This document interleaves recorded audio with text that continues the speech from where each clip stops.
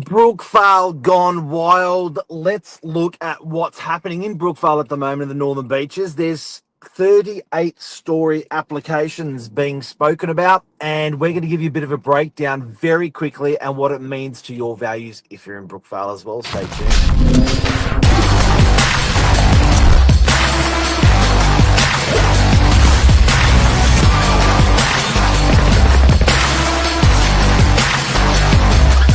I'm the ringleader, so listen up.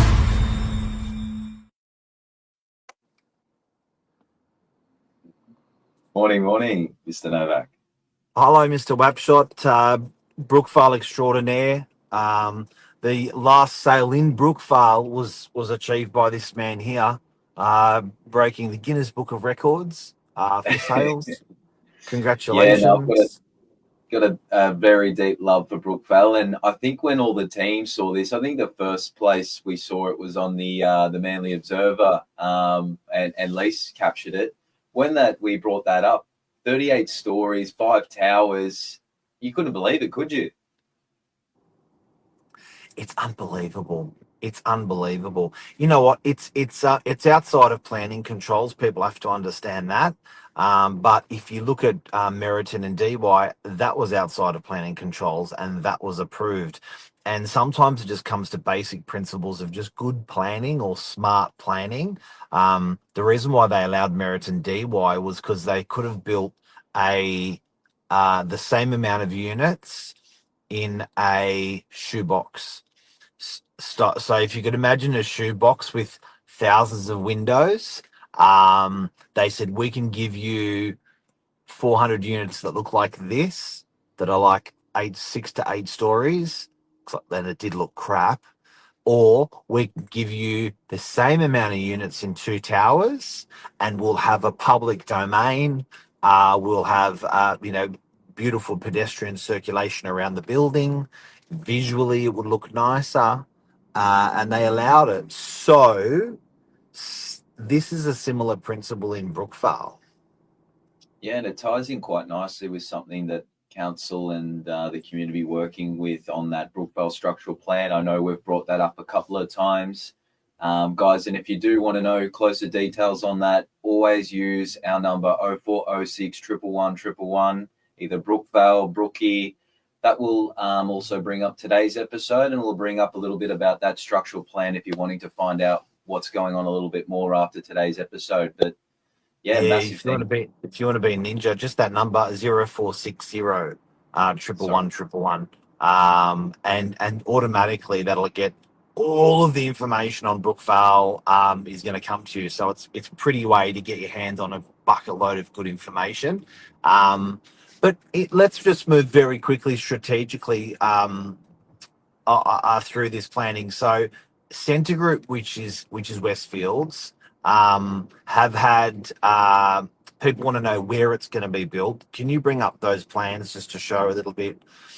Look at that. Now, that's not the 38 story. That's only the 8 to 15 story one that they were talking about. So it's going to be probably double and a half of what, almost triple to what you can see there. Which is just huge, isn't it? It's a When you whopper. think of it is insane. But I mean, it definitely needs that love and attention, and like we've seen in DY with the Meriton. I mean, it's always a talk of supply is the killer of capital growth.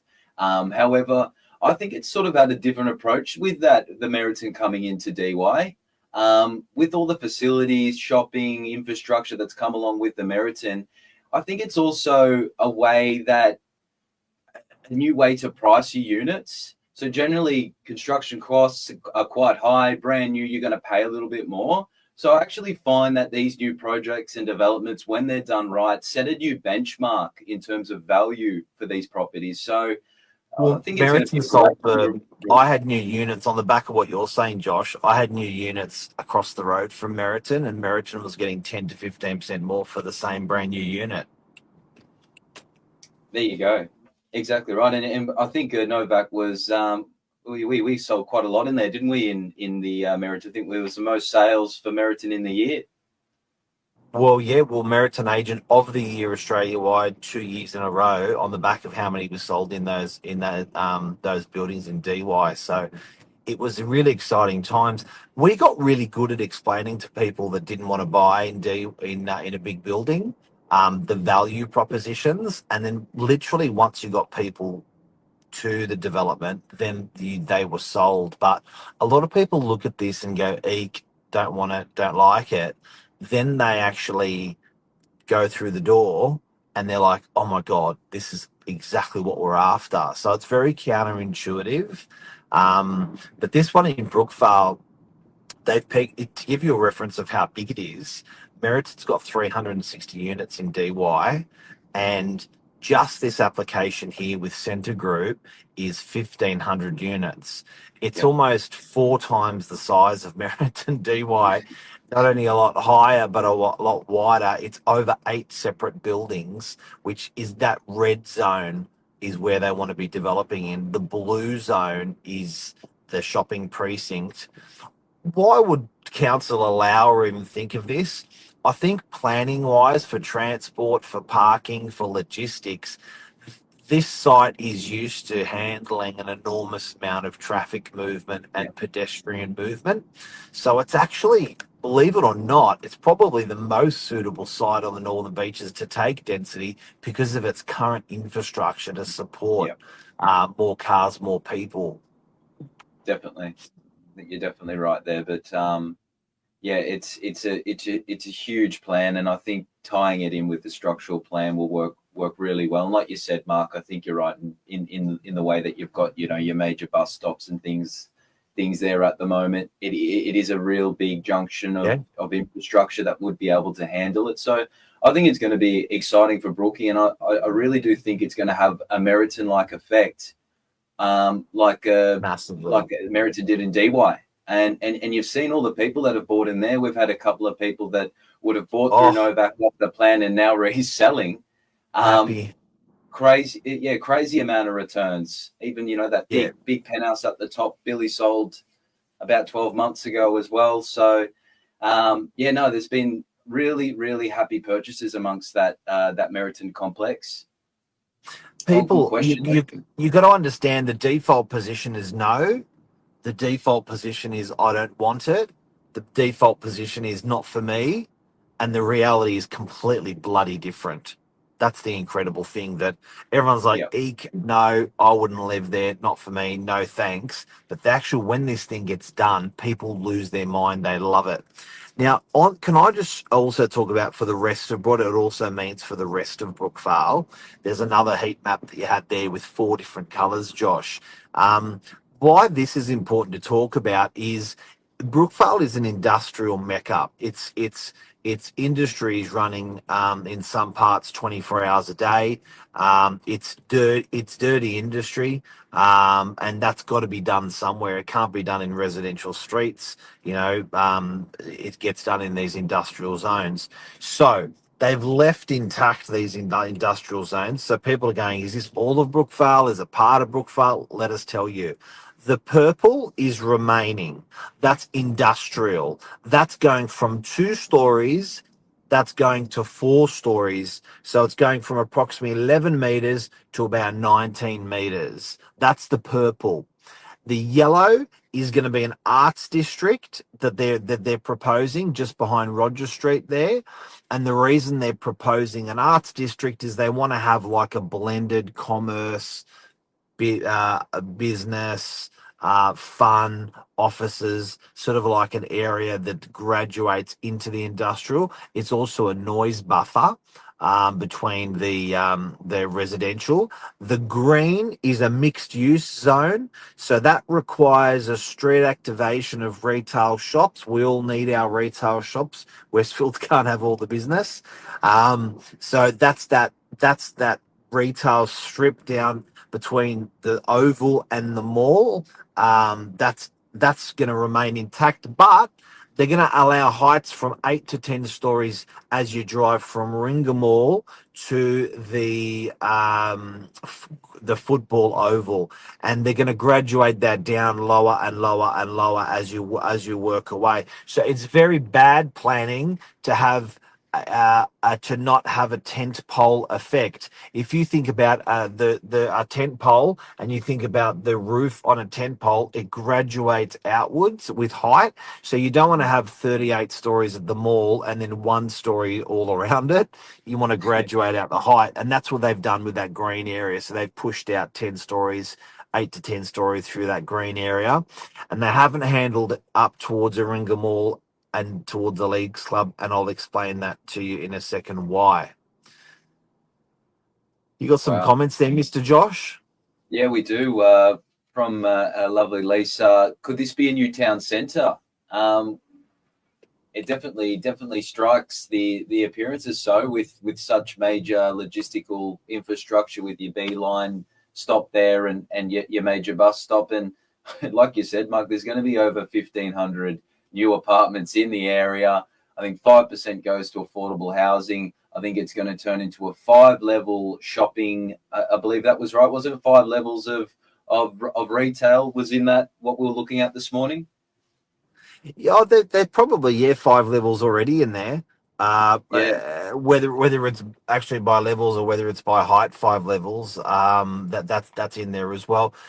Look, you got to understand that there's a necessity for this. This what people are getting mixed up is this is being handled in 2 applications in 2 parts. There's a Brookvale Structure Plan, and they have excluded in the structure plan that's been approved. They've excluded the white zones. So if you look at the mall and if you look at the bus stop. It hasn't really been entertained in that structure plan, but they were always pegging 1,300 units, which included the green zones were taking up about 1,000 of those units, and the mall was taking up 300 to 500. Now the Warringah Mall, has taken the lion's share of those 1,500 units, and they've said we just want to do 1,500 for ourselves. You guys can do whatever you want. The green areas there. So it's actually in 2 parts. The structure plan is handling the colours we're seeing here, and the state application that the mall's made against the state is independent of the structure plan. Yeah, we've got another comment there from Lise. People will be asking about additional transport, no doubt. Well, I think there was already a request recently on the beaches for a couple of more double-decker buses. A lot of those B ones had been backed up. Yeah. They got 40. They got 40 extra 40 allocated to them. I don't think they've been delivered yet, but they've been approved. Yes, that will definitely help with the flow there. Look, 1,500 homes. It's obviously either 2 to 4 times that amount in terms of people now residing in the area. So definitely so. But it seems as though they've taken their time with this, the Brookvale and Council in their approach, and it seems quite effective. Would you say, Mark? Look, they're being really sure-footed, with it all. So, and it's exciting, to see what's going to happen. Just showing that on stage, so we've got that. Make no mistake, this is if DY is sitting at 10,000 units in a small shopping precinct. This is the other way around Brookvale, whereas it's sitting with the whole of Brookvale probably has 2,000 units. So if they're going to go from 2,000 to 3,500 with the mall, if that gets approved, and then with that the structure plan which is approved, that's another 1,500 units. So it's going from 2,000 to 6,000 units. Brookvale. What does that mean for unit holders in Brookvale? What's your opinion, Josh? Yeah, like I said before, obviously with the depth of market, I think the strong buying in the northern beaches would soak up this stock. Like I said, I think it sets a new benchmark for units. New improved, brand new, generally off the plan with new fittings and fixtures, and how costs are. They're generally more expensive, even though they're slightly discounted. I think it will just set new benchmarks for a lot of the units in Brookvale. We don't see too many new buildings pop up. So like we've seen in the Meriton, I definitely just feel like it will be set a new benchmark for values on units in the Brookvale area. So I think it'll be positive. And like we've seen, big projects like this obviously take time. Pre-sales come out quite promptly. So I think the take up over the time while it's being built, it'll be similar to a Casa del Mar, guys. We thought, wow, 220, 40 odd units. Well, I think we're down to 11 one bedrooms. The project's still 18 months away, 12 to 18 months away. So I think the supply will be absorbed quite efficiently, and I think it will set new benchmarks for new stock, for stock in the area. So positive. What about you, Mark? Are there any losers in this? Losers? I guess probably, the only thing I can think of is, high traffic in the area.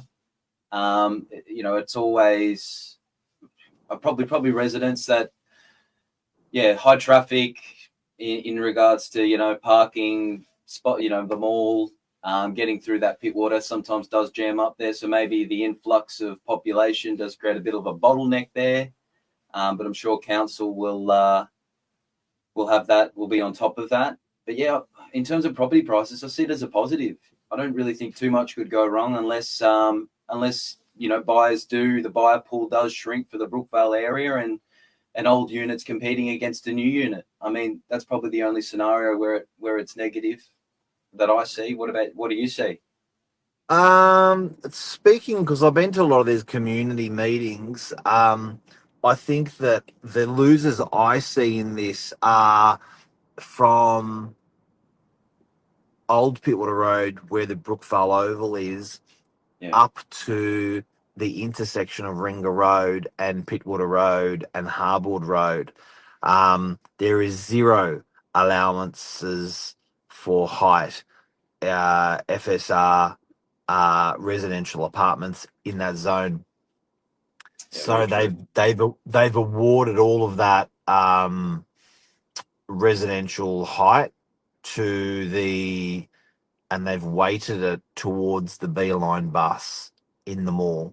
So that's where it's really high, and then it graduates away from the B-line bus. So transport's a big towards that B-line bus is a big thing. In hindsight, when the express bus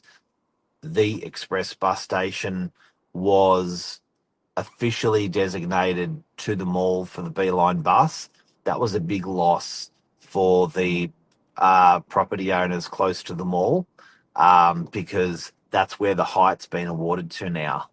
So Brookvale used to have two major bus stops competing to Express. One was near the old Westpac Bank, and the other was at the mall. The mall won and got the B line, so that's now helped with the density.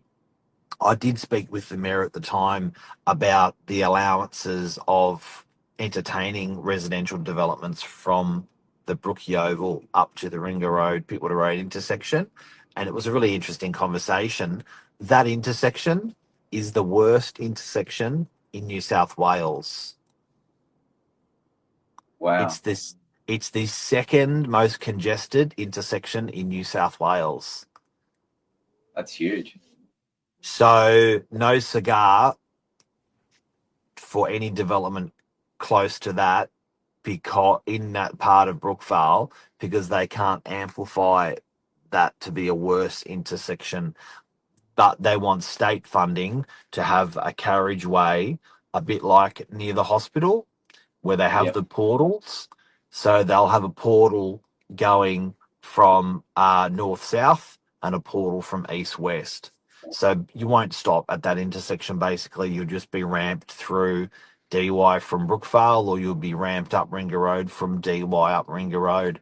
Now that requires compulsory acquisition. It requires, hundreds and hundreds of millions of dollars to spend on that intersection. So until that's sorted, they don't want to see residential going into that area between that intersection and the Leagues Club. So I thought that was a big planning thing that we never really even think of.